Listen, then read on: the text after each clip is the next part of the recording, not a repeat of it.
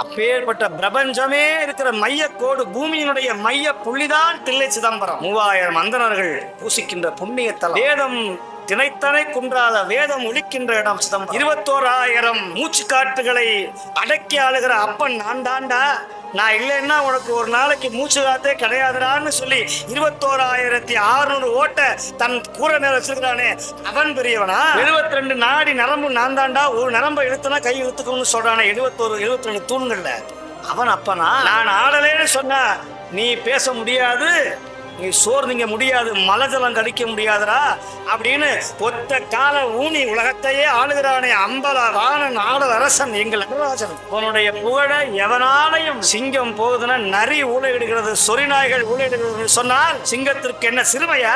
சிங்கம் அவன் தேவர் சிங்கம், தேவர் சிங்கம். சைவ அடியார்களை இணைச்சு உணருங்க, முண்டருக்கு முண்டனால் பேசுங்கள், யாராவது பேசினா எழுத்துருங்க, கழுத்தை கத்தி வச்சு அறுத்தாலும் பரவாயில்ல. 14 தீட்சிதர்கள் வெள்ளக்காரனை எதிர்த்து கோபுரத்தில் இருந்து கீழே விழுந்து உயிரை விட்டார்களே, அந்த பெருமகனார்கள். 2 கோபுரத்தை இடிச்சிருவோம், நீ 2 பேர் வரலன்னா 2 கோபுரத்தை பீரங்கி வைத்து இடிப்போம் என்று சொல்லுகிற பொழுது எங்கள் தலையே போனாலும் பரவாயில்லை, எங்கள் காளையார் கோயில் காளீஸ்வர பெருமானுடைய கோபுரம் இடிக்க வேண்டாம் என்று சொல்லி தம்முடைய தலையை காணிக்கையாக கொடுத்தார்களே எங்கள் மருதுபாண்டிய பெருமக்கள்.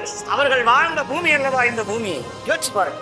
வாழ்நாள் முழுக்க முருகப்பெருமானுக்காக வாழ்ந்து சாதி குலம் என்கிற தடும் சுழியில் தடுமாறாது உலகமெல்லாம் போற்றுகின்ற உத்தமர் நம்முடைய தேவர் பெருமகனார் இந்த தமிழுக்காக சைவத்துக்காக வாழ்ந்தாரே, அவரை மறக்க முடியுமா?